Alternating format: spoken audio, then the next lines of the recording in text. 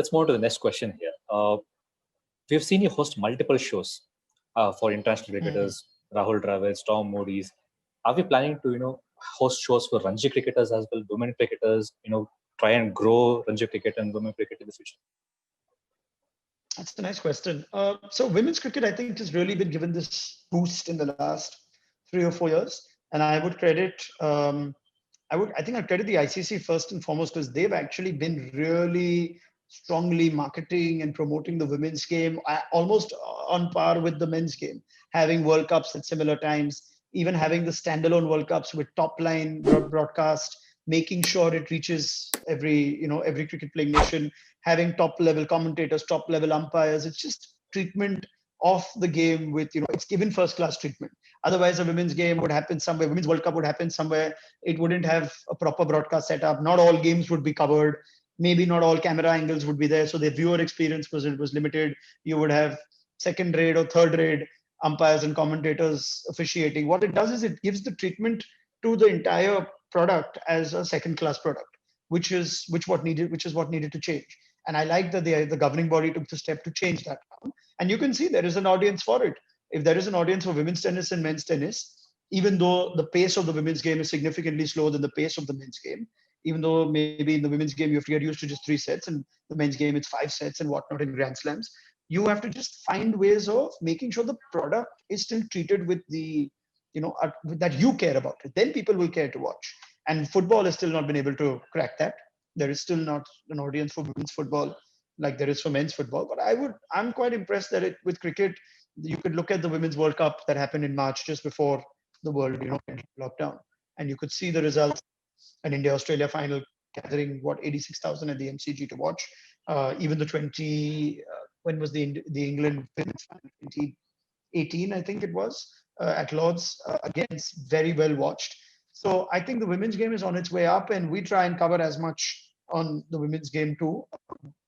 We did do a lot of video work during the Women's World Cup and the World T20 and the T20 World Cup. As far as first class cricket goes, that unfortunately I think is going to be a product which is going to be harder and harder to market. It's still a very important part of your cricket bouquet. It has to be covered well. It has to be given full, the importance, because that's where you're going to get your cricketers from for all formats. Can you manage to give them the same treatment in terms of coverage, broadcast, interest? That remains to be seen. But I would very much be open to creating content around the Ranji Trophy if I knew that there'd be enough people that want to watch it. And that's the only game. I hate numbers dictating content. But I think the one thing that platforms like this has done is, tomorrow if you and me do a Ranji blog, maybe 20 people, 50 people will watch it. But there is content there for someone to consume if they want it. And then if you can find a way to create the interest, make it grow, then you never know. When Cricket4 started, it started with the intent that if there is cricket happening in anywhere in the world, somebody is interested, they should be able to follow it. So even if the game is Ireland versus Zimbabwe or Ireland versus Bermuda, Cricket4 will give you the coverage. Why? Because if it's international cricket, some fan somewhere in Ireland or sitting in Europe or sitting in South America wants to follow it, he should be able to follow it, or she should be able to follow it. So if you went with that agenda, you've created now this, this organization where cricket fans are served with, in my opinion, as much, justice as can be. So that's where I see it. If you can create the content for people to enjoy it, then then we'll see. But I find that a challenge for first class cricket. I mean, we don't have a Ranji Trophy season this year. We don't have a domestic season likely this year. But we still have Mushtaq Ali. We will still have T20 cricket. So that tells you a little bit about what the administrators also see as important content, or important cricket rather, to cover. Correct. Agreed. I think in future we might see the growth of the first class level as well. You never know. Good. Moving on to the next facet of the game, which is more popular these days, fantasy cricket. I've seen you host multiple shows on the fantasy picks as well. Yeah. Any one pro tip for our fantasy cricket lovers? A fantasy cricket lovers pro tip, in my view, would be to make sure you play a very limited amount of fantasy cricket, because I think it's actually, I've seen now that just today on the telly, whenever a fantasy ad comes, it's accompanied with a disclaimer. which has come a bit belatedly. It wasn't there for all these 6 months and years that fantasy cricket has been around, and suddenly the disclaimers are coming in that it could be addictive, play it at your own risk. There is financial gain and loss attached to it. So I think that is a timely and, if anything, a slightly belated uh, addition to the coverage of fantasy cricket, because while it's fun, I play a lot of fantasy football, and the Premier League has this fantastic fantasy app which all football fans the world over play, but it's nothing to do with money, and therefore it's fun. It's a game. The minute you attach money to it, I know it's considered in the legal sphere of things as a skill-based game, but in a country like ours, where a lot of people might play it for the wrong reasons, not just to make a quick buck on skill, but people do get addicted. So I would genuinely, in spite of uh, being delighted that there is another platform for cricket coverage in the form of fantasy, and it's a lot of fun. But my pro tip would be to play it in moderation and play it for fun. For that reason, don't play it to earn a livelihood. I would not want people to become. I think even the fantasy gamers would say, I do not want someone to become a full-time fantasy app player. So that's what I would say. I know that's a bit of a bummer for what you might want to what I wanted to have here on that question, but that's what I genuinely believe. No, I think that's a very good pro tip, because most of the guys out in India, I think, are maybe dependent on fantasy. They're becoming more dependent towards fantasy, which is not the right thing to do. It should just for fun. Right. Thank you so much, Raunak. Moving on to Sanjay, your questions, please. Raunak, this is excellent. So far, we've gotten a lot of good content. I have few questions which are hot topics. I watched the Run Order recent episode on DRS. You had excellent panel. Tom Moody, Akash Chopra, Mike Hussey, everyone. So everyone's got their views on DRS and what needs to change, etc. What does Raunak think about DRS evolution? In its current state, does it need any more changing? And a follow-up question to that would be, would we be ever able to get rid of the howlers? Because as long as you have captains having the control over the reviews, you will have a situation like the Ben Stokes Headingley test where he was out, but they did not have review.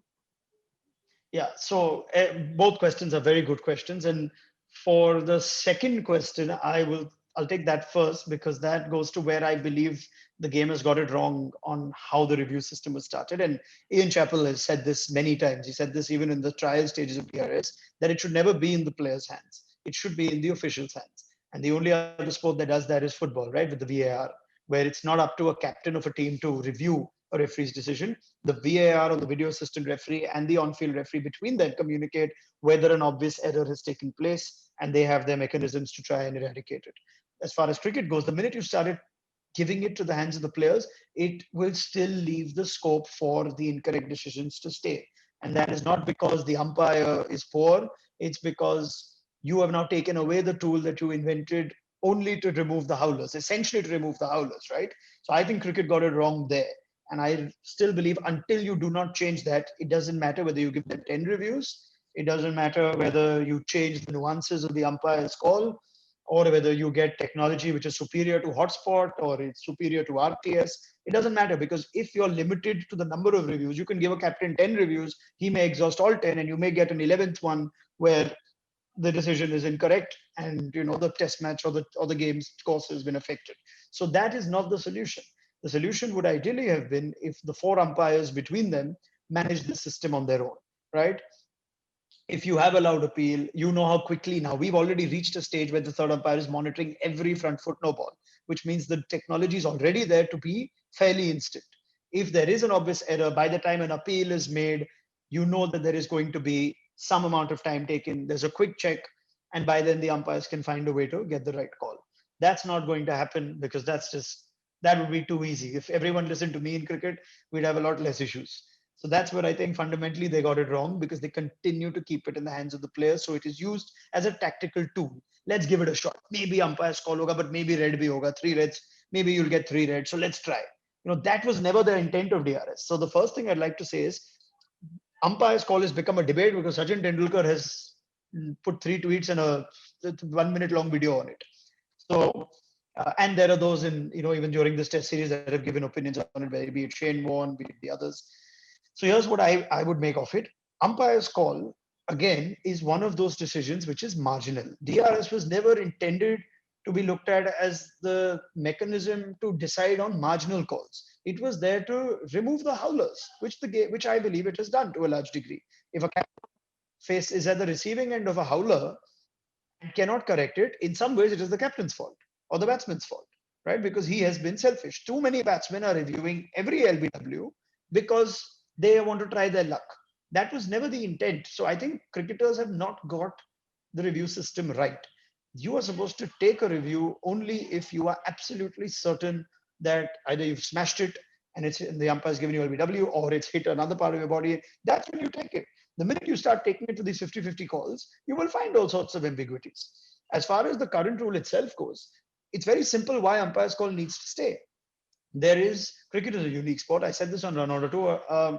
It's a unique sport where you are asking technology to predict where a ball has gone, right? And no other sport demands that. In tennis, you know exactly where the ball has gone. So you have accurate Hawkeye, accurate ball tracking. Here you are asking for a projected path. It is anybody's guess where that ball, if this is the stump and this is where it's hit the batsman on his pads, it's anyone's guess if the ball's going to go here, here, here, or here. We don't know. We are making an estimate depending on all the data that it has. Because you are uncertain, you are leaving it to the on-field umpire who you believe is better placed to tell you whether, in the event of doubt, whether that ball was hitting the stumps or not, which I think is perfectly fine. Tendulkar says you go to the third umpire because you are not happy with the on-field umpire. I don't think that argument is sound on all fronts, because the aim of DRS was not to challenge a marginal call by the on-field umpire. The aim of DRS was to challenge a wrong call by the on-field umpire. These umpires' call decisions do not prove that the on-field umpire is wrong.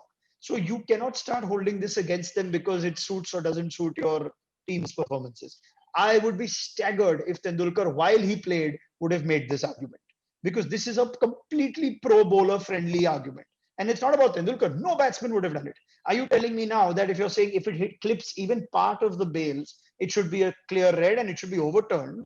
I mean, it's absolutely ridiculous. There are times we look at reviews and we think, oh, there's no way that this is, hitting the stumps or whatever. Or no way that this is, not missing. And sometimes we get amazed, which tells you there is an element of unreliability in ball tracker. To cater to that, there is umpire's call. I think it's very simple. So I do not get why players and everyone feels that, it's too complicated to explain. Cricket is a very complicated game, right? But this is not necessarily the biggest problem that it has. So I would say it's very, very simple. Continue with it as it's going. I have no problem with the umpire's call. And I like the fact that the review is retained on umpire's call, which is something I said even before, that if it's umpire's call, keep the review intact, because that at least ensures that you're not depriving the team or robbing them of a significant advantage.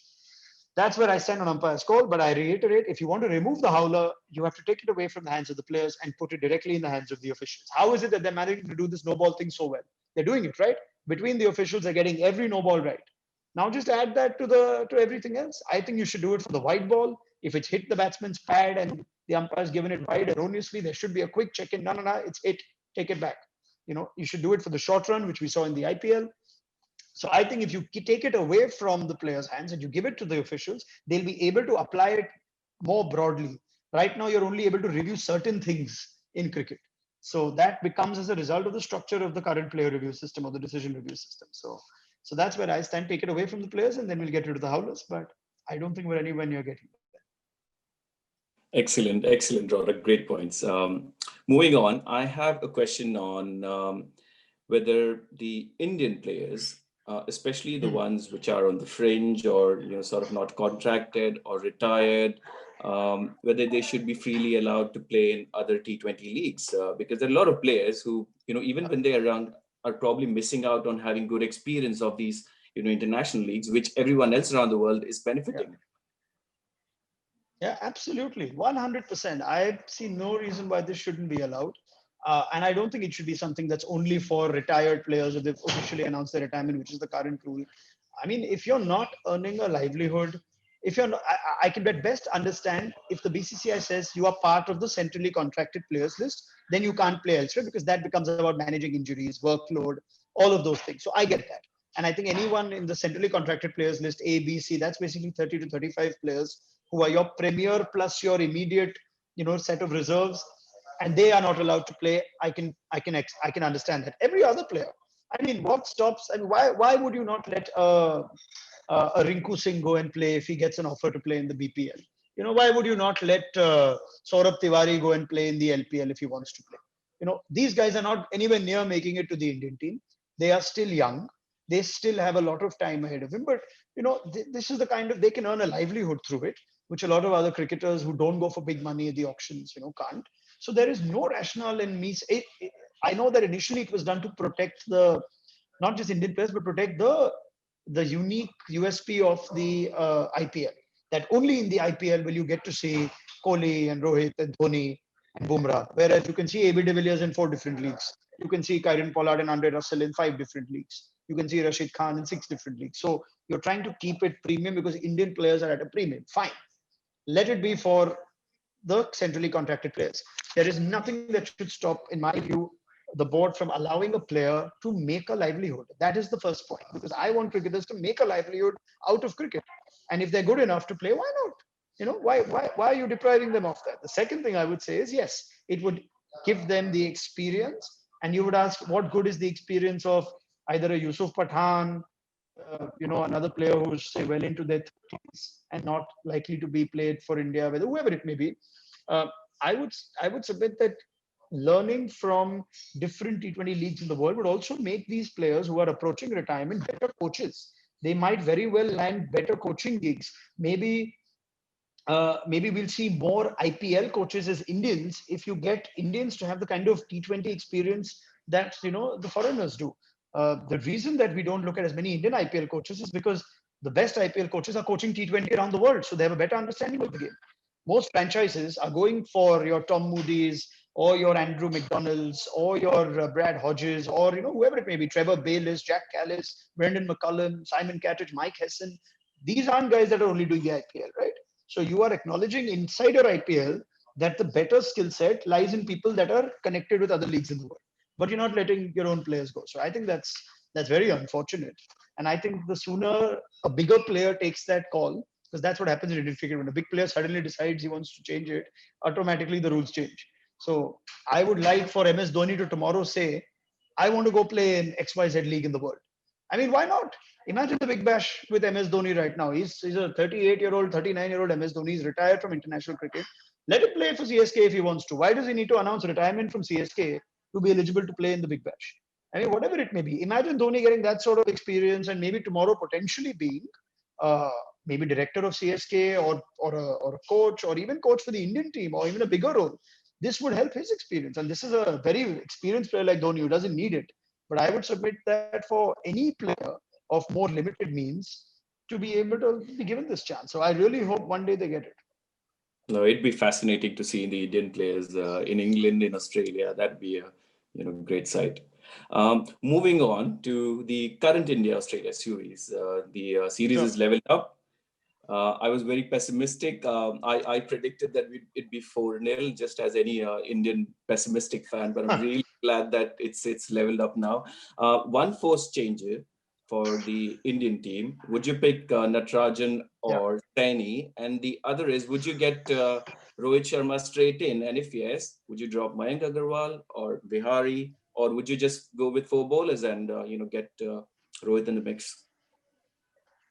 Yeah, so that's some very good questions. Firstly, yes, I'm delighted that India have managed to keep the series interesting, and that for me is Melbourne will go down as one of the most memorable overseas performances by India. Looking at the aftermath of Adelaide, the humiliation of 36 for 9, losing Virat Kohli, losing Mohammad Shami, already without Ishan Sharma, without Rohit Sharma, so there is so much that India have overcome in terms of challenges to win, losing the toss and having to bowl first on a Boxing Day surface.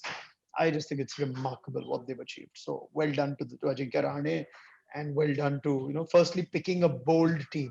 He's technically replaced Virat Kohli with a combination of Ravindra Jadeja and Rishabh Pant, and said, I don't want a pure batsman, I want the better balance to my team. And it all turned out to be brilliant. Umesh Yadav was missing in the next innings. You needed another bowler. So it turned out to be absolutely brilliant. So well done on that front. I would always be hesitant to change a winning combination unless it's forced. Umesh Yadav is going to be forced. Navdeep Saini was the first name that was in the test series. Natarajan has only come in as a backup. So Navdeep Saini must get the preference. Otherwise, what's the point? Why didn't you pick Natarajan first then? And of course, if Natarajan's story is a wonderful story, and I do hope one day he does make, a test debut sooner rather than later. But if I'm just scanning through his numbers, he's got 64 wickets in just 20 first-class games, right? And you must always keep T20 emotion aside when you're picking a test team, and it's not the same game. I don't think ODI and T20I cricket is the same game, although you're still slightly, you can be indulged in converting the two. So he's played just 20 first-class games. Navdeep Saini's played more than double of those, 46 first-class games, as I see, with 128 wickets, a similar sort of average. But the experience is there for Saini. I think he'll be a good bowler in these Australian conditions. He did not bowl well in the ODI series, but given that he was the first player to make this team, he should be the player that replaces him. Otherwise, imagine having to go and tell Navdeep Saini, yeah, we're not taking you, we're taking Natarajan, or we're taking Shardul Thakur, even though we just got them in the squad recently. So that's the kind of stuff that's bad man management. When I go back to the 2019 World Cup, when Raidu was named as your reserve batsman, but you took Rishabh Pant. I wanted Rishabh Pant in that 2019 World Cup squad, but I wanted him to get there, having played 50 games, having been given a chance at number 4. And those questions should have been solved before the World Cup. But then midway through, you have to replace a player. You have one batsman you've named as your reserve, but you've gone for another batsman. So these are the kind of things which don't help you build players. That's the problem I have with the current management, which was never the case when Dhoni was captain. Dhoni really found a way to get the best out of players. He got them to play a certain amount of percentage beyond what their ability was. And here we're finding players of the quality of Pant and Prithvi Shaw, who you would argue are delivering less than what their total performance or potential is. So, that's about management, that's about leadership, and that's where I hope they get this call right. I have a lot of confidence in Ajinkya Rahane all of a sudden after this team that he's picked. So I would go Navdeep Saini for Umesh. And Rohit Sharma is a very curious one. Like I said, I wouldn't change it. But I'm beginning through Mayank Agarwal's dismissals.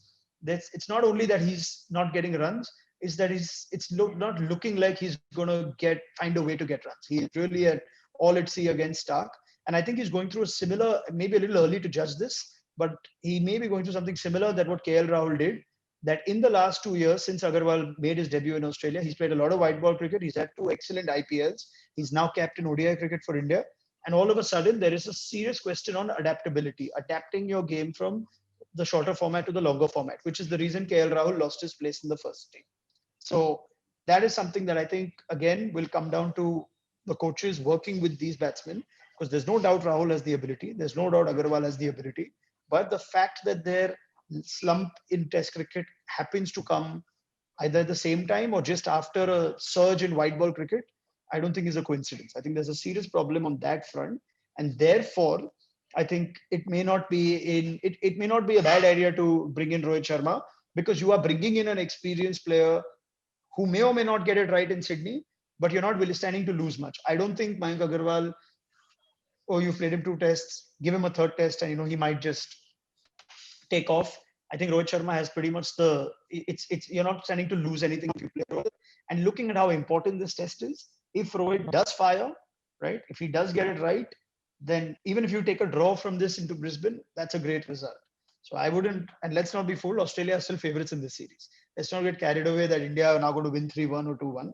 That was a very poor Australian batting effort. They will change that. David Warner is likely to play in Sydney. Steve Smith is surely due a big score, and his numbers in Sydney are extraordinary, right? It's his home ground. So let's be mindful that India have their work cut out. As far as the changes I would make, I would go with Navdeep Saini. If India stick with Mayank Agarwal, I would have absolutely no problem with it. But I do see them bringing Rohit Sharma. That was my daughter shouting in the background. One last question, prediction for the series. Tough one. I believe there's a bit of weather around in Sydney. I saw a few reports that the days of the test match are supposed to be some significant rain. So I'm going to go draw in Sydney. And Brisbane. Brisbane is anyone's guess, man. It's not as fast as it used to be. You'd think at some point Australia will bat well. This is me getting carried away with the emotion, but I'm going to say India to win it. So I'm going to say 2-1 at the end of the series. Second game, 3rd test will be a draw, and India to win it at Brisbane. Great. India to win it at Brisbane. This doesn't sound right, but yeah, I hope it happens. Yeah, India's never won at Sydney as well, if I'm not wrong. So yeah, fingers crossed. Yeah, Sydney, there have been a few draws. I don't think they've not won a test in Sydney, have they? Yeah, Melbourne, they've won. We were Perth, pretty they've close. won. Adelaide, they've won. Yeah. Yeah, that's true. And Sydney, Australia Steve Smith just bats and bats and bats. So let's see. It's also going to be a test of fitness because you want your bowlers, you want Bumrah, you want Ashwin to make sure that they keep this intensity going for another 2 test matches. So all that will really test India. My gut feeling, I really like the team they've picked. I like that they've got in Shubman Gill. I like that they've played both the spinning all-rounders or spin bowlers. So I'm still keen that India might make this. Excellent. Right. Back to Akash now. I think we got a quick fire, 5 questions and then we'll wrap up. Sure. I mean, I love the Yeah, I way know. My answers are very long. I'm sorry. So I'll keep it This is rapid. great. No. It's really refreshing, the stories which you're bringing up here. I mean, I love the way how you scan through Natu's numbers and you just put it up right away. Yeah. But I don't think you'd have that much time in rapid fire right now. Cool. Let's get the first one going then. Let's so go. your favorite food, holiday destination, and favorite football player. Favorite Favorite food, food? holiday destination, and football. Okay. Favorite food has to be mutton biryani. Favorite football player, tough one, Thierry Henry and Dennis Bergkamp. But I'm going to say Bergkamp because I started watching football because of him. And my favorite holiday destination is London. Simple. Nice. Next one. ESPN Cricket Info's 2021 bold prediction of the year. So what will be your bold prediction? The 2021 bold prediction of the year. Wow. Okay, that's a good one. I'm going to say that we will see a team winning the T20 World Cup that has never won it before. So that would rule out India and the West Indies. I think it will be. Yeah, it would rule out. Well, I'm not going to go that bold, but I will say it's a team that's not won it. So that leaves us with Australia, New Zealand, England. No, England have won it. Sorry, in the West Indies. So Australia, New Zealand, South Africa, and Afghanistan or so. So yeah, I'm going to say that one of the teams that haven't won the World Cup will win it in India. Nice one. Your toughest show or situation in your stint? The first thing I did. The first one I did. It was all over the place. I had no experience. I had a cricketer next to me that was just making my stomach, just go on and on. So it was the toughest I did. Nothing was as tough as that. Everything seems easy after that. So. Okay, so the next one will be actually tough. Brian Lara's Why Not One in 1994, first class cricket. Against whom was this? Okay. Wow, it's a quiz question. You're quizzing me now. Lara's 501 was. Oh God, you've stumped me on this one. Against who was it? You're asking for the opposition. Yeah, that's right. First class cricket. You're giving me options? Are you giving me options? County cricket. I know it's county cricket. Let me give you 4 options. Nottinghamshire, Surrey, Warwickshire. Durham, not. Around Birmingham. Sorry, go on. Around Warwickshire, Birmingham. Nottinghamshire. Ground is Birmingham. All right, then I'm gonna go. You're not giving me. I thought you were giving me 2 more options. You said 4. Okay, the T20 team. I'll go. Birmingham Best. I'll go Nottingham. I'll go Nottinghamshire. I don't remember this. Is it Warwickshire? Is it Nottinghamshire? It's Warwickshire. Yeah, you said Edgbaston. I should have got Warwickshire from that. Sorry. Yeah. No worries. See, okay, the last one. You put me on the spot. Yeah. The last one. Your favorite cricketer and the commentary stint. Your favorite commentary stint. Favorite cricketer. I actually really, all my passwords as a kid used to be Ricky Ponting. So all my email and my other things and all, Ponting was just incredible to watch. That's my favorite non-Indian cricketer. Indian cricketer, I would say Rahul Dravid, always. And my favorite commentary stint, that's a good one because it's actually really hard to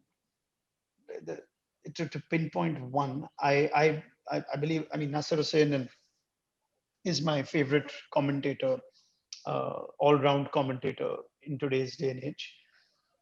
If I had to pick a terrific bit of commentary though,